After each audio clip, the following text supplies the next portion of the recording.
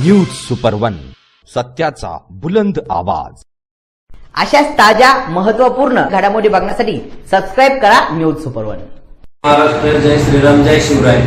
अनेक वर्षापासून प्रलंबित असलेला छत्रपती शिवाजी महाराजांचा पुतळा श्रीरामपूरमध्ये भाजी मंडई या ठिकाणी बसला, परंतु हा पुतळा बसवताना श्रीरामपूरकरांच्या मनात, शिवप्रेमींच्या मनात अनेक प्रश्न निर्माण झालेले आहेत। हा पुतळा ज्या पद्धतीने बसवला गेला त्यामुळे अनेक शिवप्रेमी आणि श्रीरामपूर सर्व तालुक्यातील शहरातील नागरिक नाराज झालेले आहेत। त्याचे कारण काय हे आपण समजून घेतले पाहिजे।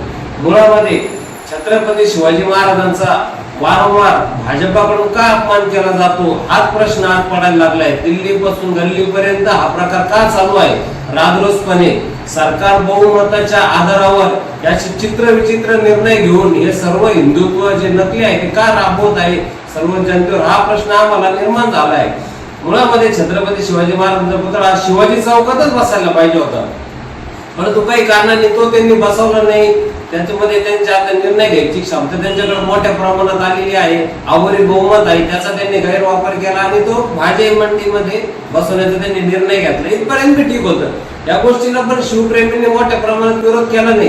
पण आमचं म्हणणं असं आहे की ज्या वेळेस छत्रपती शिवाजी महाराज तुम्ही श्रीरामपुरात आणले आणि त्यांचं त्या ठिकाणी तुम्ही स्थापना केली, मोजक्या 15 ते 20 लोकांच्या उपस्थितीत ही केली, श्रीरामपुरातील जनतेला शिवप्रेमी याची कल्पना तुम्ही का दिली नाही? आमच्या छत्रपती शिवाजी महाराजांचं आगमन ज्यावेळेस श्रीरामपुरात होईल ते आम्हाला माहिती असतं तर हजारो पब्लिक रस्त्यावर उतरली असती। अनेक मावळ्यांच्या साक्षीनं, अनेक जोडप्यांच्या साक्षीनं आम्ही महाआरती करून त्यांचं स्वागत केलं असतं आणि एक ढोली बाजा असेल, मावळ्यांची मिरवणूक असेल, या सर्व पद्धतीचं वातावरण करायचं असा श्रीरामपूरकरांचा मानस होता। आपण शिवजयंती करतो, अनेक वर्षापासून करतो, त्यांच्या शिवजयंतीला आपण हजारो लाखो रुपये खर्च करतो। तुम्ही पण अनेक ठिकाणून वर्गणी गोळा करून त्यांच्या मोठमोठ्या जयंत्या साजऱ्या करता, मग तुम्ही हा एवढा मोठा प्रसंग असा स्वतःपुरता मर्यादित का ठेवला? तुम्ही 5-10 लोकांच्या उपस्थितीमध्ये नारळ फोडलं, या बाहेरच्या लोकांनी येऊन श्रीरामपूरचं पूर्ण वाटोळ चाललेलं आहे। श्रीरामपूरच्या जनतेने समजून घेतलं पाहिजे। त्यांना पुतळ्याचं याच्यातलं काहीच माहिती नाहीये की पुतळा कसा बसवायला पाहिजे, कधी बसवला पाहिजे। अहो साधी गोष्ट असते, आपल्याला पुतळा बसवायचा आहे, आपण घरी असू किंवा चौकात असू छोटे मोठे बांधकाम करतो, आधी पूर्ण त्याचं स्ट्रक्चर व्यवस्थित तयार करावं लागतं, त्याला तुमची जे काही फिनिशिंग असेल ते काम पूर्ण करावं लागतं आणि त्याच्यानंतर शेवटच्या वेळेस भव्य मिरवणूक काढून तो पुतळा त्या ठिकाणी स्थानापन्न करायचा असतो, त्याचं बसवायचा असतो।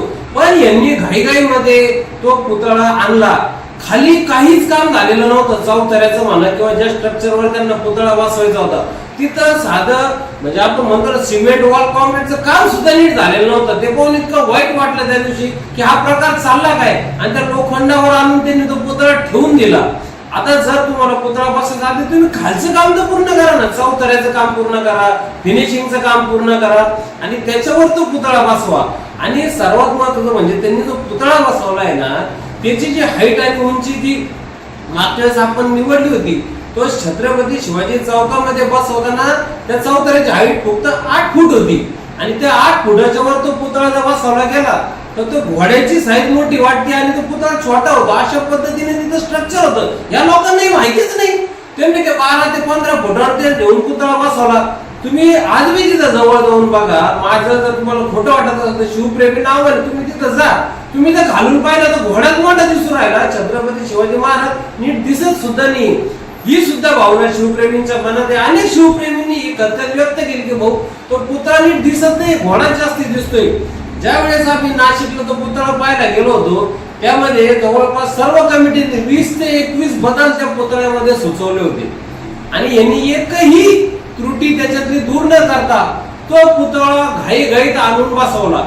आज तो पुतळा आणण्यामागचं कारण असं की भाजपा अंतर्गत वाद चालू आहे, एकमेकांवर आरोप चालू आहे, तिकडून तृप्ती देसाई आरोप करते, इकडून जिल्हा प्रमुख आरोप करतात। मग या वादाला दुर्लक्ष करण्यासाठी तर तुम्ही त्या 2 दिवसात पुतळा आणून बसवला तर नाही ना, याच्यात श्रीरामपूरकरांच्या मनात शंका उत्पन्न होती ना। समजा 3-3.25 लाख इथं मतदार आहे, 6 ते 7 लाख पब्लिक आहे, कोणालाच माहित नाही। ज्यांनी 20-20 वर्ष 15-15 वर्ष आंदोलन केले, उंबरठ्या झिजवले, केसेस भोगले, एकही त्याच्यात पक्षाचा अनेक हिंदुत्ववादी संघटनेचे जे मूळ भाजप मधले होते त्यांनी सुद्धा या गोष्टीला विरोध केलेला आहे।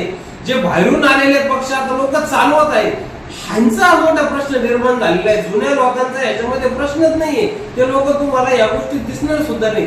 तरी मी शिवप्रेमींना आवाहन करतो की यांनी ज्या पद्धतीने हे जे प्रशासन राबवण्याचा प्रयत्न करत आहे, येणाऱ्या काळामध्ये आपल्याला यांना उत्तर देणं गरजेचंच आहे. नाही तर आपल्या श्रीरामपूर तालुक्याचे पूर्ण वाटोळं केल्याशिवाय राहणार नाही. एवढंच बोलून मी थांबतो. जय हिंद, जय महाराष्ट्र, जय शिवराय.